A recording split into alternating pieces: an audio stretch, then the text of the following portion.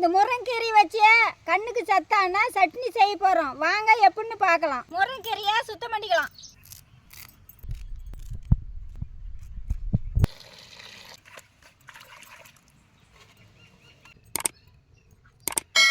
கடலெண்ணெய், வெங்காயம்,